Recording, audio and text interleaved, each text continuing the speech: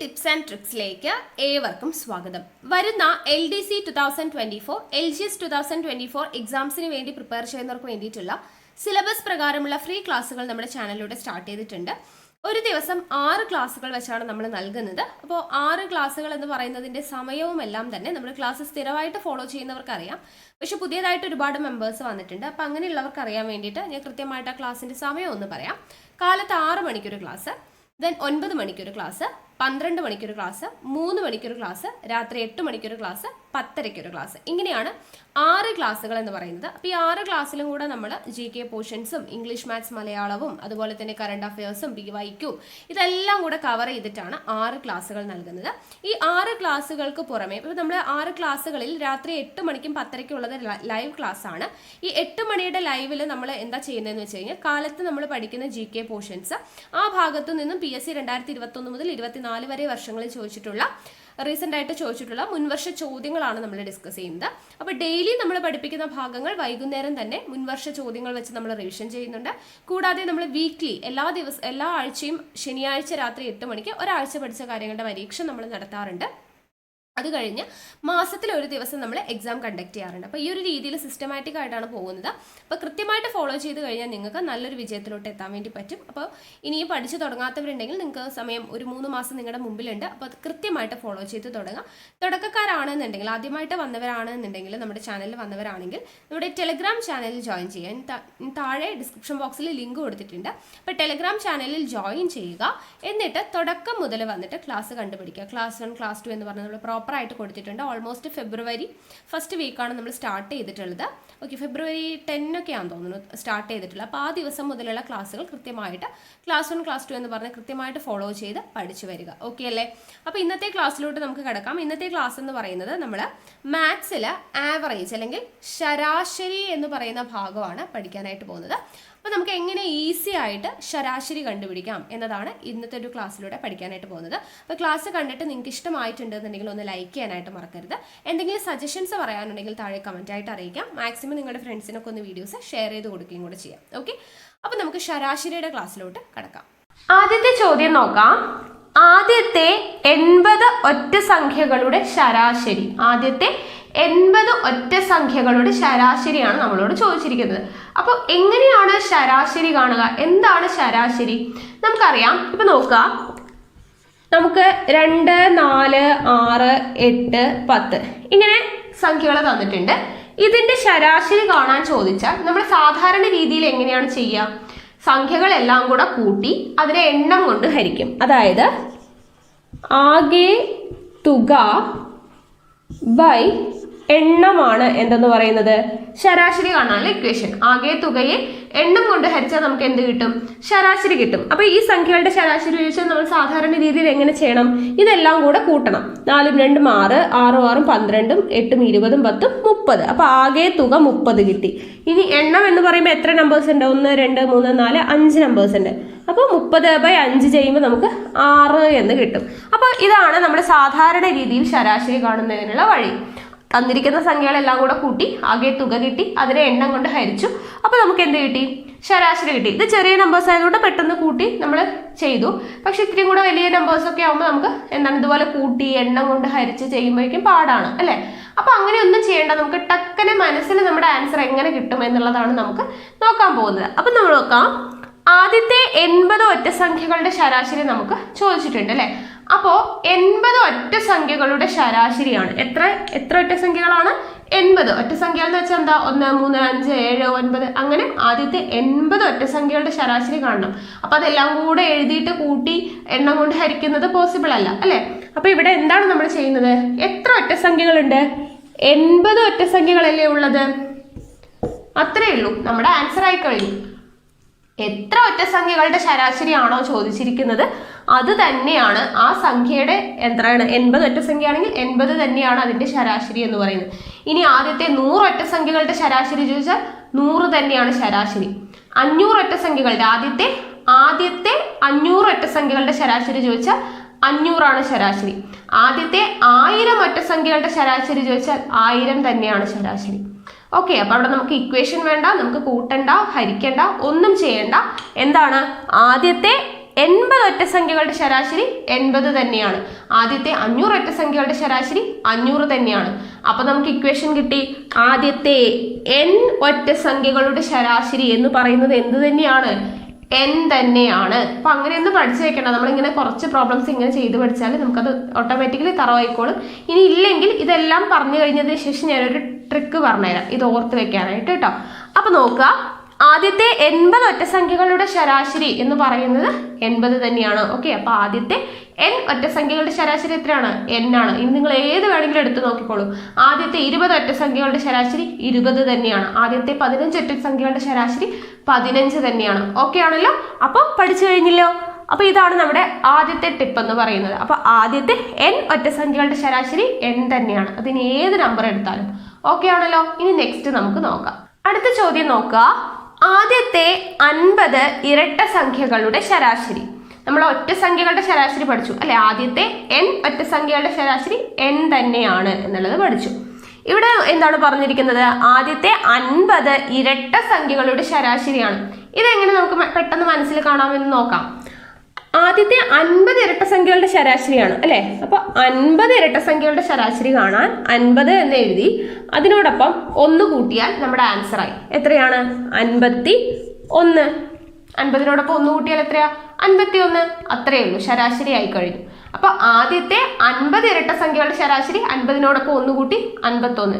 ഇനി ആദ്യത്തെ 60 എന്താണ് ഇരട്ട സംഖ്യകളുടെ ശരാശരി ആണെങ്കിൽ 60നോടൊപ്പം 1 കൂട്ടി 61 ആയിരിക്കും. ആദ്യത്തെ 100 ഇരട്ട സംഖ്യകളുടെ ശരാശരി ആണെങ്കിൽ 100നോടൊപ്പം 1 കൂട്ടി 101 ആയിരിക്കും. ഇനി ആദ്യത്തെ 425 ഇരട്ട സംഖ്യകളുടെ ശരാശരി ചോദിച്ചാൽ 425നോട് 1 കൂട്ടുക 426 ആയിരിക്കും.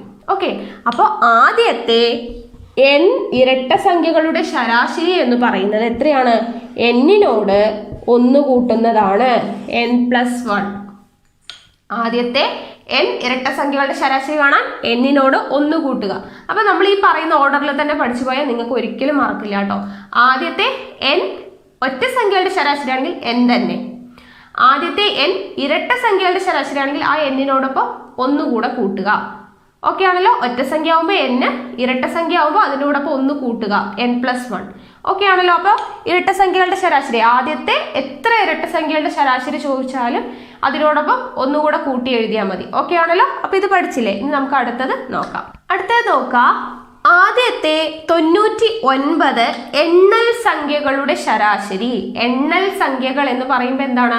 ഒറ്റ സംഖ്യ എന്ന് പറഞ്ഞാൽ നമുക്കറിയാം 1, 3, 5, 7. ഇരട്ട സംഖ്യ എന്ന് പറഞ്ഞാൽ നമുക്കറിയാം 2, 4, 6, 8 അങ്ങനെ പോകുന്നതാണ്. എണ്ണൽ സംഖ്യ എന്ന് പറഞ്ഞാൽ എന്താണ്? നമ്മൾ എണ്ണാനായിട്ട് ഉപയോഗിക്കുന്നത് 1, 2, 3, 4, 5 ഇങ്ങനെയുള്ള നമ്പേഴ്സ് ആണ് എന്ത്? എണ്ണൽ സംഖ്യ. അപ്പൊ ഈ സംഖ്യകളെ പറ്റി വലിയ അറിവൊന്നും ഇല്ലാത്തവരുണ്ടെങ്കിൽ സംഖ്യകളെ കുറിച്ച് നമ്മൾ ഡീറ്റെയിൽ ആയിട്ട് വീഡിയോ ചെയ്തിട്ടുണ്ട്. അഭാജ്യ സംഖ്യ, ഭിന്നസംഖ്യ, ദശാംശ സംഖ്യ, അതുപോലെ തന്നെ ഇങ്ങനെ എന്താണ് എണ്ണൽ സംഖ്യ, അങ്ങനെയുള്ള കാര്യങ്ങളൊക്കെ നമ്മൾ വീഡിയോ ചെയ്തിട്ടുണ്ട്. അപ്പൊ അത് കാണാത്തവരുണ്ടെങ്കിൽ കാണുക, അതിന്റെ ലിങ്ക് ഡിസ്ക്രിപ്ഷനിൽ കൊടുക്കാം. അപ്പൊ ആ സംഖ്യകളൊക്കെ നമുക്ക് അറിഞ്ഞാലാണ് ഇങ്ങനത്തെ പ്രോബ്ലംസ് ചെയ്യാനായിട്ട് പറ്റുള്ളൂ. അപ്പോൾ എണ്ണൽ സംഖ്യ എന്താണ്? ഇരട്ട സംഖ്യ, ഒറ്റ സംഖ്യ, എണ്ണൽ സംഖ്യ ഒക്കെ എല്ലാവർക്കും അറിയും. അതല്ലാത്ത കുറച്ച് സംഖ്യകളുണ്ട് അല്ലെ? ഭാജ്യ സംഖ്യ, അഭാജ്യ സംഖ്യ. അപ്പൊ അതൊക്കെ അറിയാത്തവരുണ്ടെങ്കിൽ അത് വീഡിയോ കണ്ട് പഠിക്കുക കേട്ടോ. അപ്പൊ ഇവിടെ നോക്കുക, ആദ്യത്തെ 99 എണ്ണൽ സംഖ്യകളുടെ ശരാശരി. എണ്ണൽ സംഖ്യ 1, 2, 3, 4 പോകുന്ന സംഖ്യകളാണ് എണ്ണൽ സംഖ്യകൾ. അപ്പൊ എണ്ണൽ സംഖ്യകളുടെ ശരാശരി കാണാനായിട്ട് നമ്മൾ നേരത്തെ പറഞ്ഞു ഒറ്റ സംഖ്യകളുടെ ആദ്യത്തെ n ഒറ്റ സംഖ്യകളുടെ ശരാശരി n തന്നെ. ആദ്യത്തെ n ഇരട്ട സംഖ്യ ആവുമ്പോൾ ആ n-ന്റെ കൂടെ 1 കൂട്ടി അല്ലെ? ഒറ്റ സംഖ്യ ആവുമ്പോൾ n, ഇരട്ട സംഖ്യ ആവുമ്പോൾ n+1. ഇനി നമുക്ക് എണ്ണൽ സംഖ്യ ആണെങ്കിൽ ഈ n+1 ഇല്ലേ, n+1ന്റെ ഡിവൈഡഡ്/2 ചെയ്യാം. അതായത് ഇപ്പൊ ഇവിടെ 99 എണ്ണൽ സംഖ്യകളുടെ ശരാശരിയാണ് ചോദിച്ചിരിക്കുന്നത്. അപ്പൊ 99നോട് 1 കൂട്ടി എത്രയാണ്? ഡിവൈഡഡ്/2 ചെയ്യാം. ഇപ്പൊ ഞാൻ ജസ്റ്റ് ഇങ്ങനെ എഴുതി ഇക്വേഷനിൽ പോലെ. പക്ഷെ നമുക്ക് എളുപ്പമാണ്. 99 എണ്ണൽ സംഖ്യയുടെ ശരാശരി ചോദിച്ചു. 99നോട് 1 കൂട്ടുക. അപ്പൊ എത്രയായി? 100. 100ന്റെ പകുതി എടുക്കുക. 100ന്റെ പകുതി എത്രയാ? 50 അല്ലെ? 99നോടൊപ്പം 1 കൂട്ടി 100. 100/2 എന്ന് വെച്ചാൽ 50 ആണ്. എളുപ്പമല്ലേ? ഇനിയിപ്പോ 100 എണ്ണൽ സംഖ്യകളുടെ ആദ്യത്തെ 100 എണ്ണൽ സംഖ്യകളുടെ ശരാശരിയാണ് ചോദിച്ചെന്ന് വിചാരിക്കുക. എന്ത് ചെയ്യുക? 100നോടൊപ്പം 1 കൂട്ടുക. അപ്പൊ എത്രയാവും? 101 ഡിവൈഡഡ്/2 ചെയ്യാം. 101ന്റെ പകുതി ചെയ്യാം. 101ന്റെ പകുതി എത്രയാണ്? 100ന്റെ പകുതി നമുക്കറിയാം 50 ആണ് അല്ലെ? 100ന്റെ പകുതി 50 ആണെന്ന് അറിയാം. ബാക്കി 1 ആണ് ഉള്ളത്. 1ന്റെ പകുതി എത്രയാ? 0.5. അപ്പം 50.5 എന്നുള്ളതാണ് 101ന്റെ പകുതി. എളുപ്പമല്ലേ? ഇനിയിപ്പോൾ ആദ്യത്തെ 20 എന്താണ് എണ്ണൽ സംഖ്യകളുടെ ശരാശരി ചോദിച്ചു എന്ന് വിചാരിക്കാം. ആദ്യത്തെ 20 എണ്ണൽ സംഖ്യകളുടെ ശരാശരി ചോദിച്ചാൽ എന്ത് ചെയ്യുക? 20നോടൊപ്പം 1 കൂട്ടുക. 20നോടൊപ്പം 1 കൂട്ടിയാൽ 21 ഡിവൈഡഡ് ബൈ 2 ചെയ്യുക. 21ന്റെ പകുതി എടുക്കുക. 21ന്റെ പകുതി എത്രയാ? 20ന്റെ പകുതി 10 ബാക്കി 1ന്റെ പകുതി എത്രയാണ്? 0.5. 10.5. ഓക്കെ ആണല്ലോ. ഇനി ആദ്യത്തെ 50 എണ്ണൽ സംഖ്യകളുടെ ശരാശരി ചോദിച്ചാൽ എന്ത് ചെയ്യുക? 50ന്റെ കൂടെ എന്ത് ചെയ്യുക? 1 കൂട്ടുക. അപ്പൊ 51. 51ന്റെ പകുതി എടുക്കുക. 51ന്റെ പകുതി എത്രയാണ്? 50ന്റെ പകുതി 25. 1ന്റെ പകുതി 0.5. അപ്പൊ 25.5 എന്ന് വന്നു. ഓക്കെ ആണല്ലോ. അപ്പൊ എത്ര സംഖ്യ ആയിക്കോട്ടെ ആദ്യത്തെ n എണ്ണൽ സംഖ്യകളുടെ ശരാശരി കാണാൻ നമ്മൾ എന്ത് ചെയ്യണം? ആ എന്നിന്റെ കൂടെ 1 കൂട്ടിയിട്ട് ഡിവൈഡഡ് ബൈ 2 ചെയ്യുക. n+1/2 ചെയ്യുക. ഓക്കെ ആണല്ലോ. ഇനി കൺഫ്യൂഷൻ ഉണ്ടെങ്കിൽ ഇവിടെ നോക്കുക. ഒന്നുകൂടെ പറയാം. ആദ്യത്തെ 80 ഒറ്റ സംഖ്യകളുടെ ശരാശരി ചോദിച്ചപ്പോൾ നമ്മൾ പറഞ്ഞു 80 തന്നെയാണ് ആൻസർ അല്ലെ? 80 ഒറ്റ സംഖ്യകളുടെ ശരാശരി ആണെങ്കിൽ 80 തന്നെയാണ് ശരാശരി. ആദ്യത്തെ 80 ഇരട്ട സംഖ്യകളാണെന്ന് വിചാരിക്കുക. ആദ്യത്തെ 80 ഒറ്റ സംഖ്യകളായപ്പോൾ ശരാശരി എന്താണ്? 80 തന്നെ. ആദ്യത്തെ 80 ഇരട്ട സംഖ്യയാണെങ്കിൽ അതിനോടൊപ്പം എന്ത് ചെയ്യാം? +1 കൂടെ ചേർത്തു. അപ്പോൾ 80 + 1 എത്രയാണ്? 81 ശരാശരി. ഇനി ആദ്യത്തെ 80 എണ്ണൽ സംഖ്യകളുടെ ശരാശരി ആണെങ്കിലോ? ആദ്യത്തെ 80 എണ്ണൽ സംഖ്യകളുടെ ശരാശരി ആകുമ്പോൾ ഈ n+1നോട് അല്ലെ n+1/2 കൂടെ ചെയ്താൽ എന്തായി? നമ്മുടെ ആൻസർ ആയി. അപ്പൊ 80 + 1/2 എത്രയാണ്? 81/2. അതായത് 80ന്റെ പകുതി 40, 1ന്റെ പകുതി 0.5. അപ്പൊ 40.5 എന്ന് കിട്ടി. ഓക്കെ, നിങ്ങൾക്ക് മനസ്സിലാവാനായിട്ടാണ് നമ്മൾ 80 എന്ന് പറയുന്ന നമ്പർ വെച്ചിട്ട് തന്നെ എല്ലാം ചെയ്തത്. അപ്പൊ 80 ആദ്യത്തെ 80 ഒറ്റ സംഖ്യകളുടെ ശരാശരി ആണെങ്കിൽ 80 തന്നെ. ആദ്യത്തെ 80 ഇരട്ട സംഖ്യകളുടെ ശരാശരി ആണെങ്കിൽ ആ 80നോടൊപ്പം 1 കൂട്ടി 81. ആദ്യത്തെ 80 എണ്ണൽ സംഖ്യകളുടെ ശരാശരി ആണെങ്കിൽ ആ 80 + 1 ഡിവൈഡഡ് ബൈ 2 കൂടെ ചെയ്താൽ എന്തായി? നമ്മുടെ ശരാശരിയായി. ഓക്കെ ആണല്ലോ. ഇനിയും കൺഫ്യൂഷൻ ഉള്ളവരുണ്ടെങ്കിൽ ഒന്നുകൂടെ പറയാം. n+1/2 എന്ന് പറയുന്ന ഒരു ഇക്വേഷൻ നിങ്ങളുടെ മനസ്സിലുണ്ടായിരിക്കണം. n+1/2 മനസ്സിൽ വെക്കാം. ഇനി അതില് ഇരട്ട സംഖ്യകളുടെ ആദ്യത്തെ ഇരട്ട സംഖ്യകളുടെ ശരാശരി കാണണമെങ്കിൽ ഇരട്ട എന്ന് പറയുമ്പോൾ 2 എന്നുള്ള മീനിങ് അല്ലേ? അപ്പോൾ ഇരട്ട സംഖ്യകളുടെ കാണണമെങ്കിൽ ആ 2നെ മായ്ച്ച് കളയുക. അപ്പൊ എത്രയായി? n+1 എന്ന് കിട്ടി. അതാണ് ഇരട്ട സംഖ്യകളുടെ ശരാശരി കാണാൻ. ഇനി ആദ്യത്തെ n ഒറ്റ സംഖ്യകളുടെ ആണെന്ന് വിചാരിക്കുക. ആ ഒറ്റ എന്ന് പറയുമ്പോൾ ഈ 1 അങ്ങോട്ട് കളയാം. അപ്പൊ എന്തായി? ബാക്കി n മാത്രമായി. അപ്പൊ അത് ഒറ്റ സംഖ്യകളുടെ ശരാശരി. അപ്പൊ ആദ്യം ഉള്ളത് എന്താണ്? 1, 2, 3, 4 എല്ലാ സംഖ്യകളും, അതായത് എണ്ണൽ സംഖ്യകളുടെ ശരാശരിയുടെ ഇക്വേഷൻ ആണ് n+1/2. അത് പഠിച്ചു വെക്കുക. ആദ്യത്തെ n എണ്ണൽ സംഖ്യകളുടെ ശരാശരി n+1/2. അതിൽ നിന്നും ആദ്യത്തെ n ഇരട്ട സംഖ്യകളുടെ കാണാൻ 2 മായ്ച്ച് കളഞ്ഞു, n+1. ആദ്യത്തെ n ഒറ്റ സംഖ്യകളുടെ കാണാൻ ഈ 1 മായ്ച്ച് കളഞ്ഞു. ബാക്കിയുള്ളത് എന്താ? n ആണ്. അപ്പൊ ആദ്യത്തെ ഒറ്റ സംഖ്യയുടെ. ഓക്കെ ആണല്ലോ. ഇത്രയേ ഉള്ളൂ. അപ്പൊ ഒന്നുകൂടെ പറയാം, എൻ്റെ കൂടെ പറയാനായിട്ട് ശ്രമിക്കുക. ആദ്യത്തെ n ഒറ്റ സംഖ്യകളുടെ ശരാശരി n തന്നെയാണ്. 80 ഒറ്റ സംഖ്യകളാണെങ്കിൽ 80 തന്നെ. 50 ഒറ്റ സംഖ്യകളുടെ ശരാശരി ആണെങ്കിൽ 50 തന്നെ. ആദ്യത്തെ n ഇരട്ട സംഖ്യകളുടെ ശരാശരി ആണെങ്കിൽ ആ n-നോടൊപ്പം 1 കൂടെ കൂട്ടുക.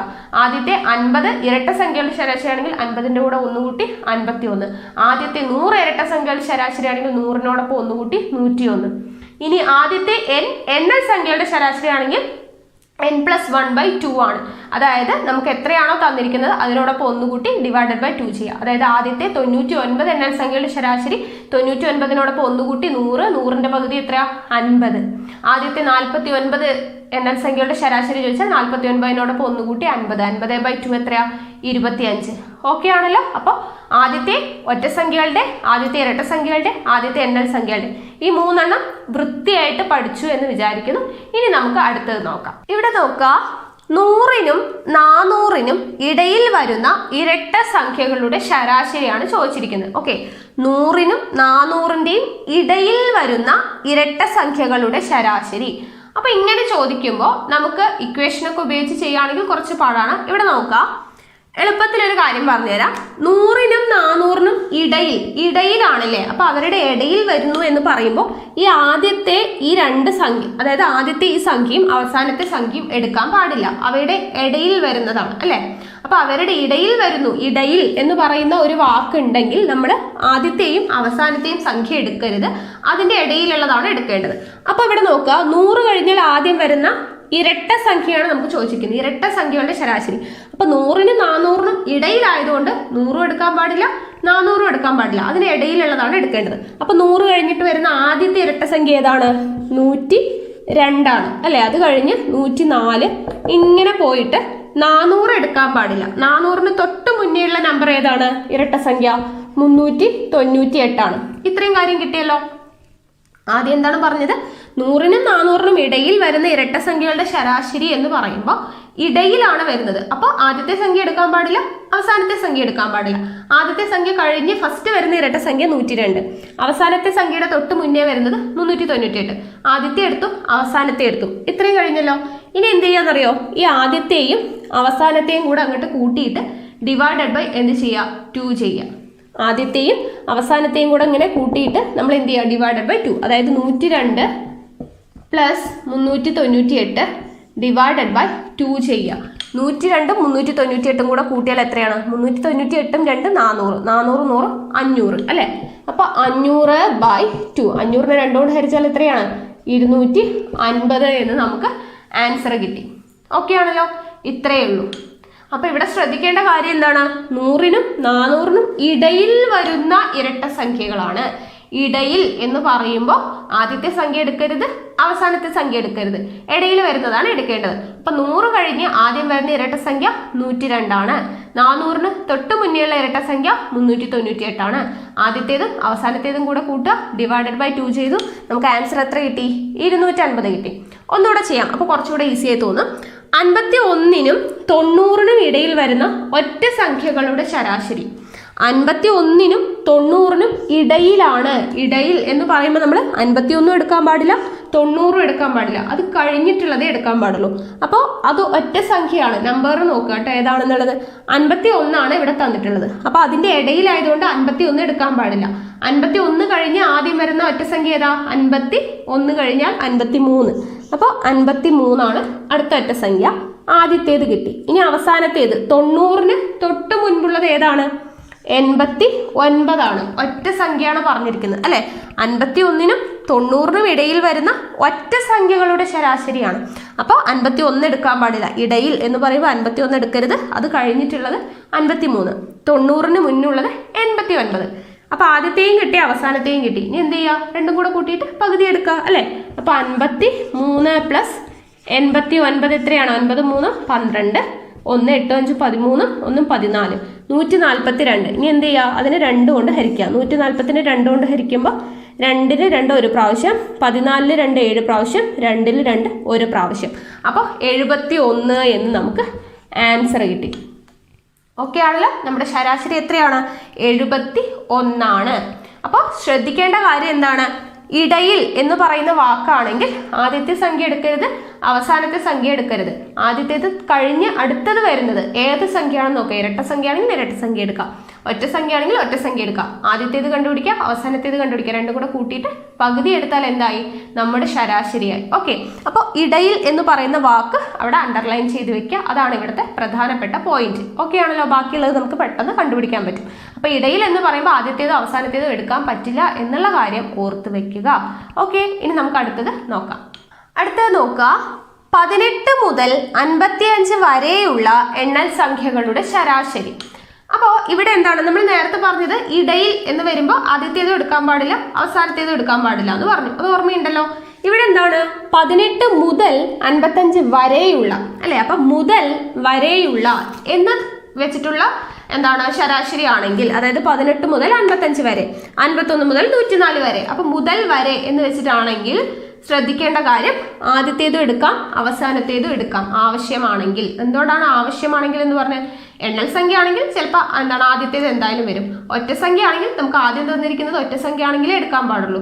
ഇരട്ട സംഖ്യ ആണെങ്കിൽ ആദ്യം തന്നിരിക്കുന്നത് ഇരട്ട സംഖ്യ ആണെങ്കിലേ എടുക്കാൻ പാടുള്ളൂ. അത് മനസ്സിലായില്ലേ? അപ്പൊ ആവശ്യമാണെങ്കിൽ നമുക്ക് ആദ്യത്തേതും എടുക്കാം, അവസാനത്തേതും എടുക്കാം. എങ്ങനെയാണെങ്കിൽ? മുതൽ വരെ എന്ന് പറയുന്ന സെന്റൻസ് ആണെങ്കിൽ. ഇടയിൽ എന്ന് പറയുമ്പോൾ ആദ്യത്തേതും എടുക്കാൻ പാടില്ല, അവസാനത്തേതും എന്തായാലും എടുക്കാൻ പാടില്ല. മുതൽ വരെ എന്നാണെങ്കിൽ നമുക്ക് ആവശ്യമുണ്ടെങ്കിൽ എടുക്കാം. എണ്ണൽ സംഖ്യ ആണെങ്കിൽ എടുക്കാം, ഇരട്ട സംഖ്യ ആണെങ്കിൽ ആദ്യത്തേത് ഇരട്ടയാണെങ്കിൽ എടുക്കാം, അവസാനത്തേത് ഇരട്ടയാണെങ്കിൽ എടുക്കാം. മനസ്സിലായോ? നമുക്ക് ചോദ്യം ചെയ്യാം, അപ്പൊ മനസ്സിലാവും. 18 മുതൽ 55 വരെയുള്ള എണ്ണൽ സംഖ്യകളുടെ ശരാശരിയാണ്. അപ്പൊ മുതൽ വരെ എന്ന് പറയുമ്പോൾ ആദ്യത്തേതും എടുക്കാം അവസാനത്തേതും എടുക്കാം എന്ന് പറഞ്ഞു.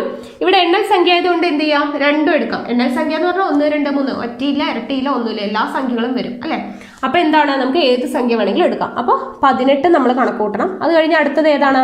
എണ്ണൽ സംഖ്യ എന്ന് പറയുമ്പോൾ 18, 19, 20 അല്ലെ, അങ്ങനെ പോകുന്നതാണ്. അങ്ങനെ 55 വരെയാണ്. അപ്പൊ 55 നമുക്ക് എടുക്കാം, എണ്ണൽ സംഖ്യ അല്ലേ. അപ്പൊ ആദ്യത്തെ സംഖ്യ 18 ആണ്, രണ്ടാമത്തേത് 55 ആണ്. ഇനി എന്ത് ചെയ്യുക? സാധാരണ പോലെ തന്നെ അത് തമ്മിൽ കൂട്ടിയിട്ട് പകുതി എടുക്കുക. അപ്പോൾ നമ്പർ എടുക്കുമ്പോൾ ശ്രദ്ധിക്കണം എന്നുള്ളതാണ് മെയിൻ കാര്യം. അതിനാണ് ഞാൻ ഇടയിൽ എന്ന് പറയുമ്പോൾ ആദ്യത്തേത് എടുക്കാൻ പാടില്ല, അവസാനത്തേത് എടുക്കാൻ പാടില്ല എന്ന് പറഞ്ഞത്. നമുക്ക് തന്നിരിക്കുന്ന സംഖ്യ ഒറ്റ സംഖ്യ ആണോ, ഇരട്ട സംഖ്യ ആണോ, എണ്ണൽ സംഖ്യ ആണോ എന്നുള്ളത് നോക്കിയിട്ട് വേണം പിന്നീട് എടുക്കാനായിട്ട്. ഓക്കെ ആണല്ലോ? അതൊന്ന് ശ്രദ്ധിച്ചാൽ പിന്നെ ചെയ്യുന്നത് എന്താ? ആദ്യത്തെ സംഖ്യയും അവസാനത്തെ സംഖ്യയും കൂടെ കൂട്ടിയിട്ട് പകുതി എടുക്കുക. ഓക്കെ, അപ്പൊ ഇവിടെ എണ്ണൽ സംഖ്യ ആയതുകൊണ്ട് മുതൽ വരെ എന്നുള്ള സെന്റൻസ് ആയതുകൊണ്ട് നമ്മൾ ആദ്യത്തേതും എടുത്തു, അവസാനത്തെ സംഖ്യയും എടുത്തു. അപ്പൊ 18 + 55 ÷ 2 വന്നു. 18 55 കൂടെ കൂട്ടുമ്പോൾ എത്രയാണ്? 50 10 60, 8 5 13, 60 10 73/2 എന്ന് വന്നു അല്ലെ. അപ്പോൾ 73/2, 73ന്റെ പകുതി എത്രയാണ്? 72ന്റെ പകുതി നമുക്കറിയാം എത്രയാണ്? 36 ആണ് അല്ലെ. 36. ബാക്കി എത്രയാണുള്ളത്? 1 ആണുള്ളത്. 1ന്റെ പകുതി എത്ര? 5. 36.5. ഓക്കെ ആണല്ലോ. അപ്പോൾ ഇത്രയേ ഉള്ളൂ. അപ്പോൾ എന്താണ്? 73ന്റെ പകുതി 36.5 നമ്മുടെ ശരാശരി കിട്ടി. അപ്പോൾ എങ്ങനെയാണ് കിട്ടിയത്? നമ്മൾ ഒന്നുകൂടെ പറയാം. മുതൽ വരെ എന്നുള്ളതാണെങ്കിൽ എന്ത് ചെയ്യാം? ആദ്യത്തേതും എടുക്കാം, അവസാനത്തേതും എടുക്കാം. എണ്ണൽ സംഖ്യ ആയതുകൊണ്ട് ആദ്യത്തെ സംഖ്യ 18, അവസാനത്തേത് 55 തന്നെയാണ്. രണ്ടും കൂടെ കൂട്ടി പകുതി എടുത്തു. 18ഉം 55ഉം കൂടെ കൂട്ടി നമുക്ക് 73 എന്ന് കിട്ടി. ÷ 2 ചെയ്തപ്പോൾ നമുക്ക് എത്ര കിട്ടി? 36.5 എന്ന് കിട്ടി ശരാശരി. ഓക്കെ ആണല്ലോ. ഇനി അടുത്തത് നോക്കാം. 51 മുതൽ 104 വരെയുള്ള ഒറ്റ സംഖ്യകളുടെ ശരാശരി.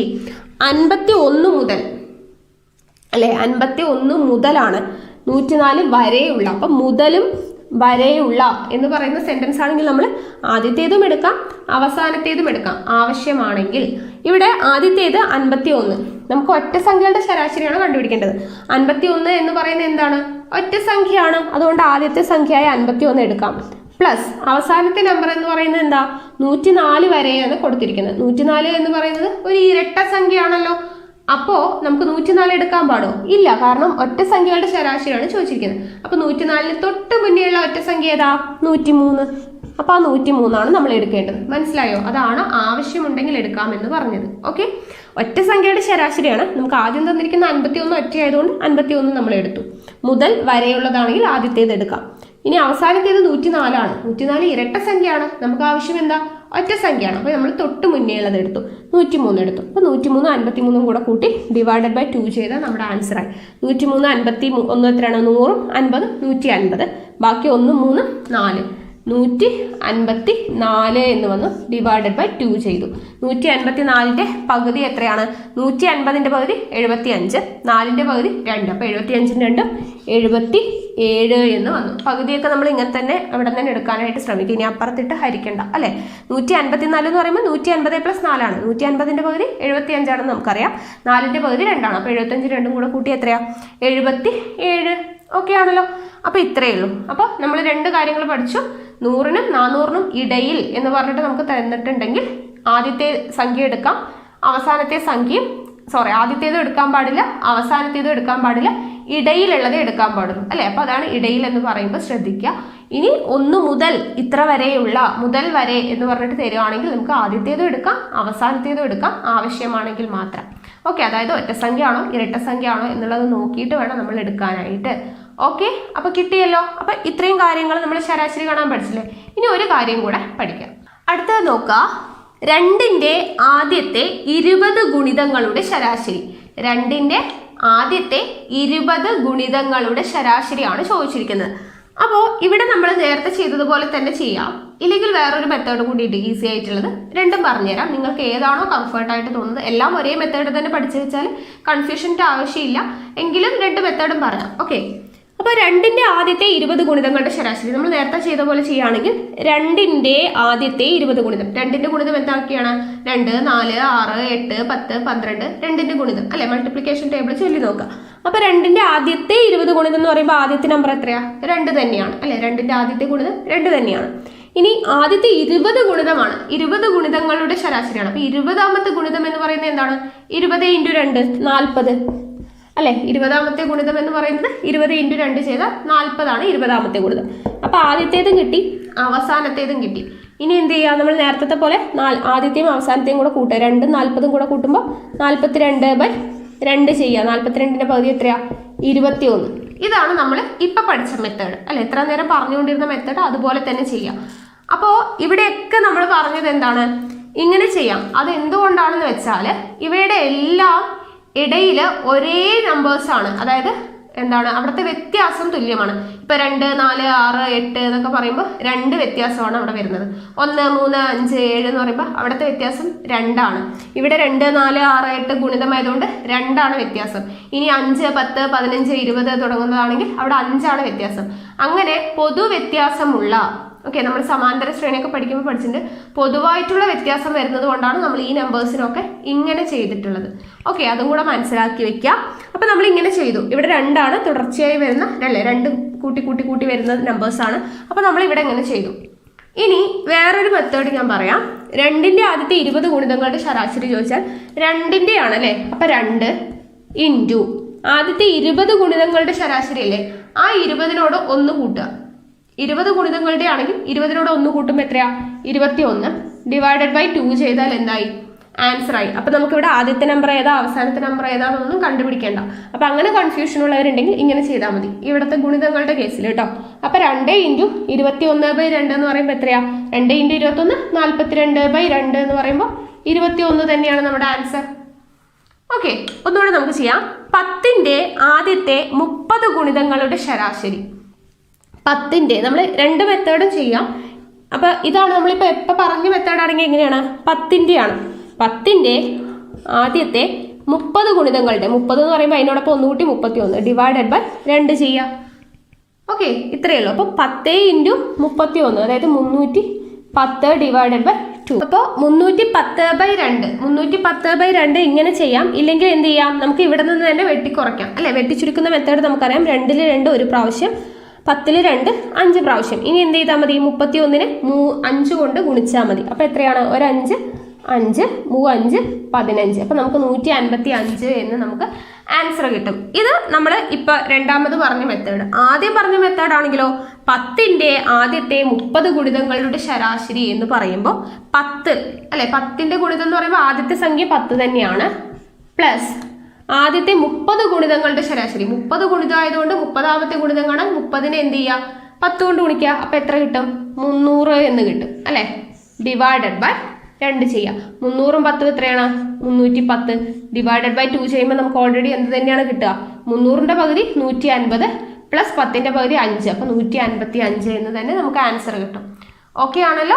അപ്പോൾ ഏത് മെത്തേഡ് യൂസ് ചെയ്താലും നമ്മുടെ ആൻസർ സെയിം തന്നെയാണ് വരിക. അപ്പോൾ നിങ്ങൾക്ക് ഏതാണോ ഈസി ആയിട്ട് തോന്നുന്നത് അത് ചെയ്യാം. അപ്പോൾ നമ്മൾ എന്തൊക്കെ കാര്യങ്ങളാണ് ഇന്ന് പഠിച്ചത്?